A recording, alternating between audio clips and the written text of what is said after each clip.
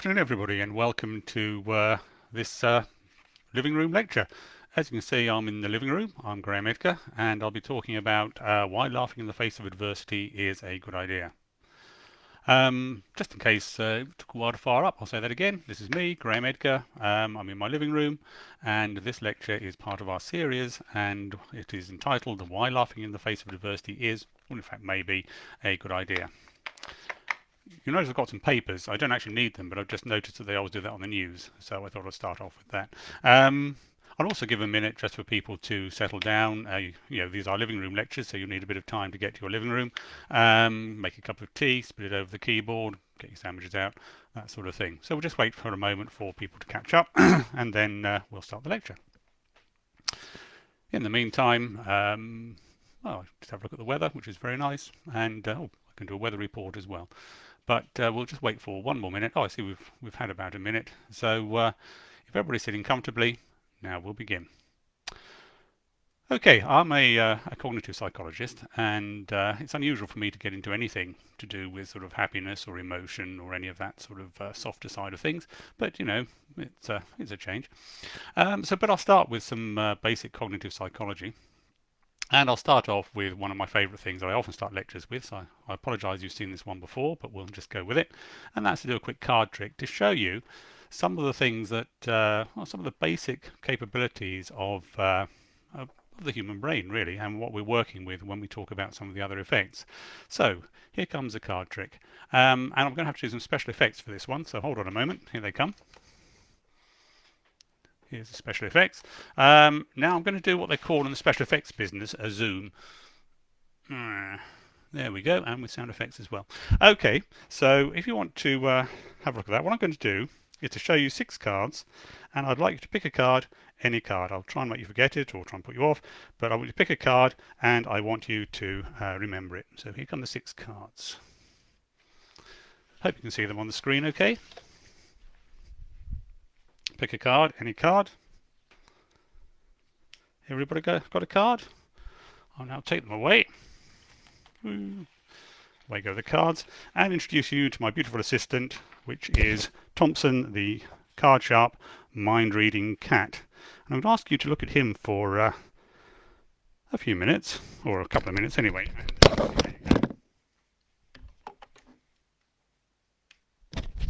Keep looking.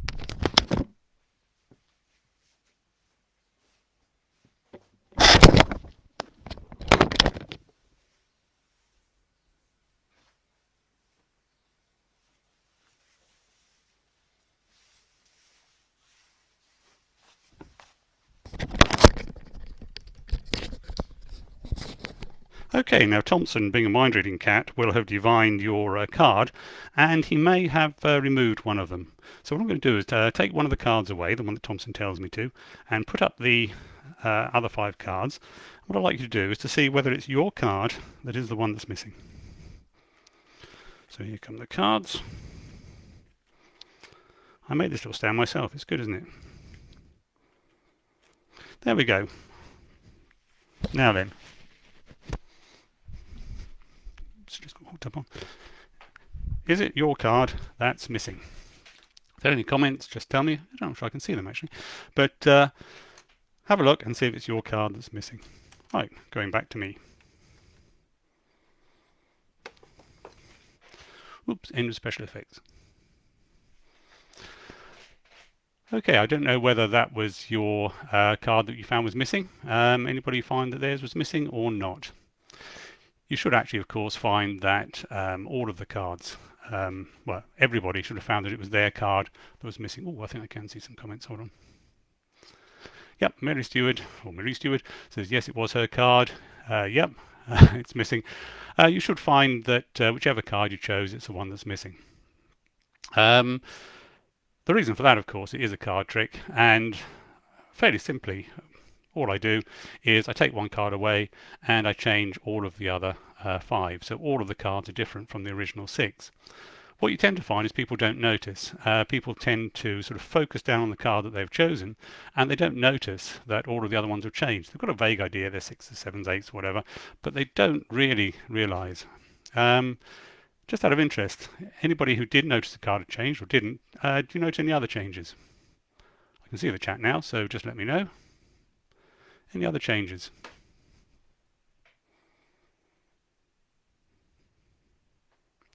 I'll just wait and see if anybody has anything. Can you spot anything else that's changed?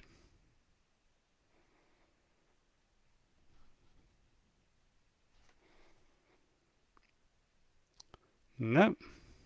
If anybody has spotted anything, they aren't saying. Has anybody noticed that my glasses have changed? These are not the glasses I was wearing when we started.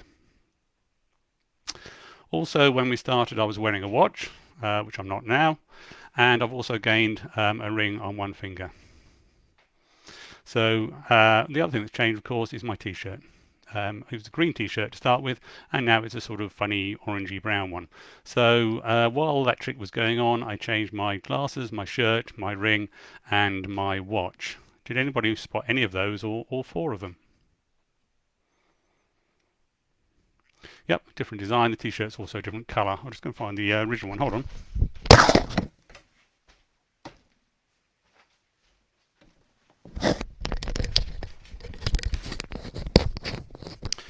This was the original colour, and this is the new colour t-shirt. So it's amazing what you can change without people getting away with it. One of the classic psychology studies, one of my favourites, a couple of psychologists, Simons and Levine, managed to actually change the person that somebody was talking to. It's quite a remarkable study. So they did things like somebody would come into an information desk and ask for information. The person behind the desk said, "Oh, hold on, I'll just pop down and get you that." And somebody different would stand up. So they would actually be talking to a different person. And you can get it so that most people don't actually notice. And this tells us something quite remarkable about sort of human cognitive sort of capability. Actually, I'm just going to change my glasses again because I can't actually see through these ones. Hold on a moment. These are the ones I was wearing when we started. Ah, that's better. I can see you all now. Okay. So people just don't actually take that much in. It's amazing what you can change. The effect is called change blindness, that you just don't notice when things change in the world around you, particularly if there's an interruption. This time I actually used the card trick as interruption for all the other changes, so it was actually a sort of double bluff, really. But what it tells us about human capabilities is that we don't take in everything around us, that we only take in a subset of all the information that's available around us. And this has some sort of interesting implications, because, for example, it means that two people in exactly the same situation could actually see it in quite a different way, could perceive it in a different way. Or the same person in a particular situation could see it in several different ways, just depending on how much information they take in and what information they take in, what they focus on. And this is sort of important because we can't process everything. We have a sort of choice as to how we try and process as much as we can. And there's sort of two extremes. One end, you can try and sort of focus down really closely on a little bit of information, really put a lot of effort into that, and just ignore everything else. Or you can try and spread out your sort of processing and your attention and try and take in as much as you possibly can, but then it's at a sort of lower resolution and you're going to miss things because you're not really putting the effort into this wide span. So that's the sort of choice you've got. And you think, well, first of all, why do we do it? Well, it's useful to have this sort of ability to change the spread of attention, but also what affects whether we're focusing in or sort of broadening out. And one of the things that really does affect it, and we've done some work on this, the original and really nice work was done by Fredrickson, but we've done a bit as well. And what you find is one of the things that influences whether you tunnel down on a little bit or open out on a lot is emotion. As a cognitive psychologist, I ignored emotion for 30 years or so, but suddenly it becomes very important. Because what you find is that if you put people into a negative emotional state, and we did this, it's quite fun, they tend to tunnel down. It's quite a strong effect. Put people into a bad mood, and they tunnel down. Put them into a good mood, and they open out, and they sort of take in more information. And that is quite interesting. And you sort of think, well, why do we have this effect? Where did it come from? Why do we have this tendency to tunnel down when we're in a negative emotional state? Well, it's no good really looking at the way things are now, because this was all set thousands and thousands of years ago. So we have to think about what we evolved to cope with. And we'll just have a quick demo. So this is sort of cave days. You come out of your cave and you are confronted with a ferocious wild animal. Okay, you may have to use your imagination a bit here. Ferocious wild animal, just come out of the cave. There it is, and think that this is a life or death situation. This thing can kill you, and that's pretty much the end of you, really. So you're probably going to be in quite a negative emotional state. It makes sense to really tunnel down on that wild animal, on that incident, and deal with that. You're confronted with grommet or a saber-toothed tiger. It's no good going, wow, look, a squirrel. That's going to be the end of you. So you can see a really strong and useful reason for why you should tunnel down when you're in a negative emotional state. Thanks, Grommet. Okay, oh good, just saying people didn't notice any of the changes. That's a very useful thing to be able to do. It's a useful, it's a survival thing, really, or it was a survival thing back in the days when you had saber-toothed tigers and wild grommets roaming across the plains. But it's not so useful now, or may not be so useful now in all circumstances. So, for example, just a very common example, think about driving. Do you want to have that sort of effect going on when you're driving? And I think most people have been there. You're driving along and you think, what is that stupid moron doing on the road? They should not be allowed to drive. What happens is your attention tunnels down, you're focused on the stupid moron, and you miss the cyclist coming in from the side. There are studies showing that actually it's much better for driving to be in a good mood for most of the time. Better to be in a good mood, spread the attention, pick up everything around you, and don't miss those cyclists and other things. Again, if something really bad happens, somebody steps out in front of you, then's the time to tunnel down. Scary grommet, yeah, definitely. But most of the time for driving, it's better to be in a good mood. So road rage and so on, not a good idea. Thinking of another sort of situation where you've got something similar going on, lockdown. This is, again, well, maybe they did have lockdowns in the old days. I'm not that old. But potentially a negative situation. You can be at home, you've got the emails coming in, you've got all the work going on. It can get actually quite sort of, and then your mood becomes negative. You tend to tunnel down, and you like to tunnel down to things which actually are quite negative, and you get a sort of vicious cycle going on. What you're trying to do is to break that, get into a good mood, broaden out, see the good stuff, focus on the good stuff, and get into a better mood. And there's been a lot of work on, not lockdown, there hasn't been time, but there has been a lot of work on this, if you like, tunneling down on certain things, good or bad, and how that can influence your mood and how you cope with adversity. Fredrickson is the person that I mentioned earlier. He's also done a lot of work on that. But other researchers in the field have also done things on similar stuff and found out that there are certain sort of strategies you can use to actually try and improve your mood. And yeah, some just note there, I can see on the chat saying impacts for people with health concerns. Yes, of course. Things like depression, if you are focusing down the negative stuff, is like to reinforce it. I'm not saying for a moment, by the way, that if you have got something like depression or a serious condition, that just laughing or whatever is going to make make everything okay. It's way too simplistic. But for sort of day-to-day situations like lockdown and so on, then it can help to tip you from being, oh, this is a miserable day, to actually this is a good day. So there are certain strategies which the theory has thrown up, which can help you to cope with the sort of negative side of things, or get into the more positive side and get happier and keep that virtuous cycle going. So, for example, there are three things that they suggest, and these have come from the research. And the first one is what they call positive reappraisal. Again, psychologists will never use one syllable when 10 will do. Positive reappraisal. I think when I was a lad, we called that looking on the bright side. So, fairly simplistically, the house blows up. Well, that takes care of the washing up. Yeah, it's not all bad.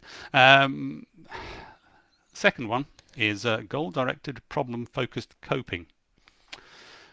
When you translate these are basically granny wisdom. And by that I don't mean sort of the general older matriarch, I don't mean the Jungian archetype. What I mean is my granny. My granny had this sort of wisdom, and she didn't call it goal-directed, problem-focused coping. She just used it, called it getting the job done. So, just as an example, Granny, she didn't have a lot of money, but she ate very well because she was a ninja allotmenteer. Her allotment kept her in fruit and veg for the entire year. Well, one day a rat got into Granny's shed, and it was a shed she kept all the seeds in for next year's crops. So this was potentially a disaster. Now, I don't know how you would react to this, but you know what you might do is go away and mither about it and think, oh, should I get traps, poison, call somebody in, tempt it out with chocolate, whatever. No, Granny went for the goal-directed, problem-focused coping. She grabbed a shovel and went straight in after the rat without a second's hesitation. I don't want to give gory details or anything, but let's just say that the rat moved on and all was well.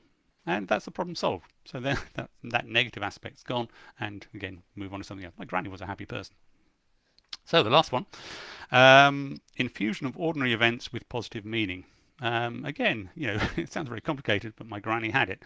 And you may have sort of fallen victim to not doing this. I don't know about you, but I'm working, it's all very busy and everything's going on. And you've got some kind of nice chocolate bar and you're working away, you grab the chocolate, you stuff it down and you carry on.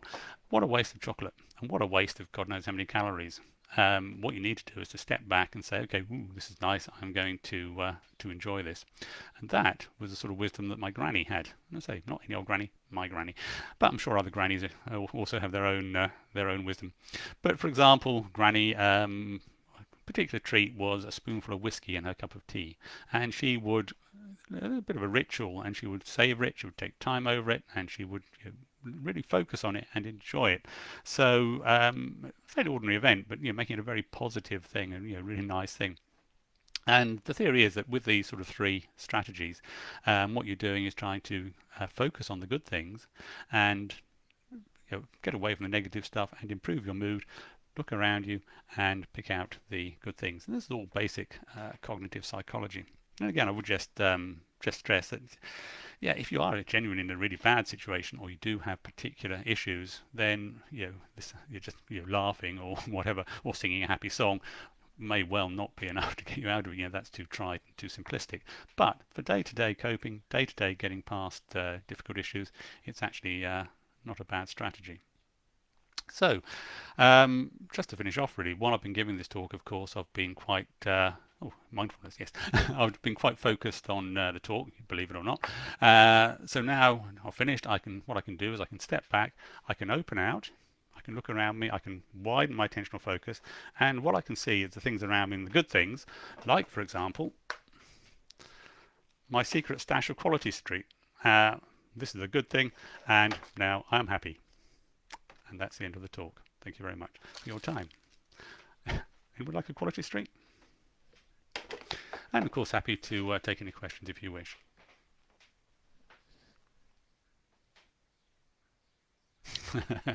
Yes, from Michelle. My kind of mindfulness, definitely.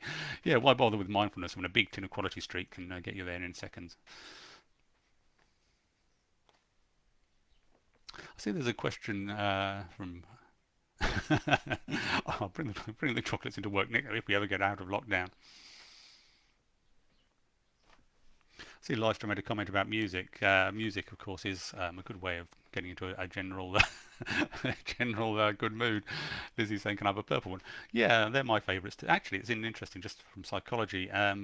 Just if I show you them again, there's two in there, two types. There's purple triangles and, purple hazelnut thingies and green triangles, which are my daughters. I can never eat green triangles. They were my mum's favourite, and when I was a lad you only had about one or two in a tin, so they were always my mum's, and even now I can't eat them. I would just feel massive guilt, so I just don't eat these green triangles. The second technique. Yes, of course. The second technique was goal-directed, problem-focused coping. It's a really, I hate to use the phrase, but it's a really long way of saying get it done. It's sort of basic sort of psychology, really. If you've got an issue there and you ignore it, it just sits and it festers and it worries you and it makes everything else look a bit bad. If you just get on with it, get into it and do it, then that negativity is gone and you can then move on with all the nice stuff. I'm shocking for this though. like everybody else, I procrastinate and I tend to leave the things I don't like for another day, and they just sit there and they just cause problems. It is better if you can to get on with them. I know that, but don't do what I do. Just get on with it. Ah, Oh, Jan's talking about animals. Yes, of course. Actually, I was hoping my cat would wander in. She often does at this time. But animals, of course, are a great thing because if you are in a negative mood, an animal or something can really snap you out of it. The animal coming in, putting its head on your lap, bringing you a live mouse, something like that. It immediately snaps you out of the situation you're in. You have to deal with the animal. Children, of course, can do the same, one way or the other. Yes, Laura saying sort out the root of the problem. Fred. Oh, Professor Fred Totes. Hi, Fred. Yes, instant hedonism versus long-term optimization. Yes, it is a tricky one because, of course, I've got my big tin of chocolate and that makes me happy now. But come end of the week when I get on the scales and I find I've put on 2 kilos, not so good. But it's the old marshmallow test that you may have seen for children where you tell them that they've got a marshmallow in front of them and they can either have, if they eat that marshmallow now, that's it. But if they hang on and they don't eat it, then they'll get 2 later. And there's some comical videos of children trying to resist eating the marshmallow.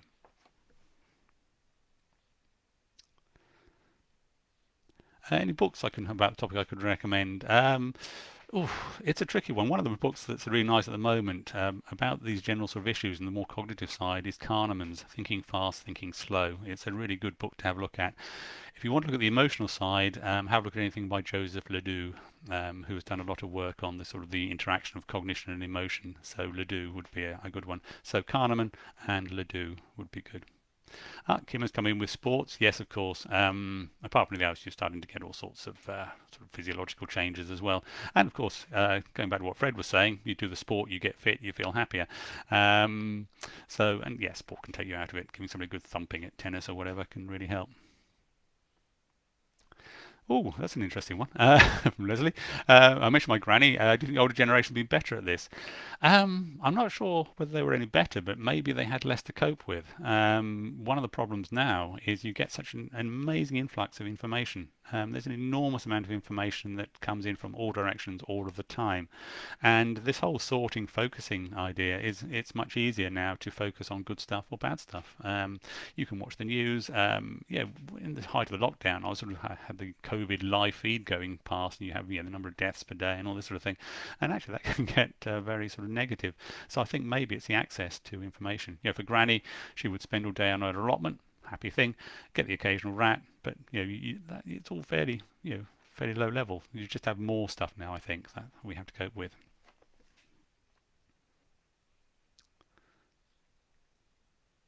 Okay, I'll just have a look at the comments. Oh, somebody's said Walter Mischel. Is that a book to read? I don't know that one, but if that's a book, then that might be a good one to have a look at. Any other questions? Give me a couple of minutes. Very tempted to start eating the chocolates, but that might be a bad thing.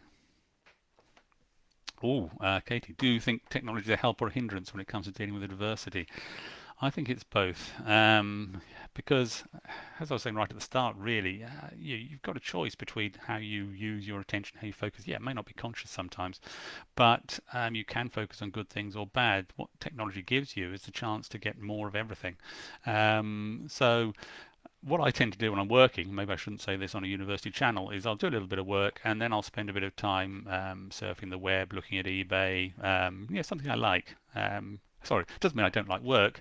I like that too, but it's sort of using a bit, do something that's difficult, something that's pleasurable to actually help, keep the mood good. So yeah, I think technology can help, but it can be a hindrance because you can get so much negative stuff.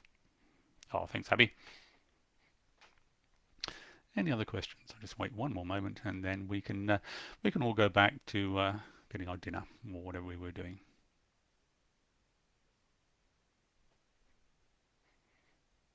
Okay, I think we're okay. So thanks for the time. Thanks for actually tuning in to have a listen, and thanks for all the questions. It was nice to have a chat, and I'll toddle off, and I'll see you all around. So have a good day, and keep happy, I suppose, would be the take-home message.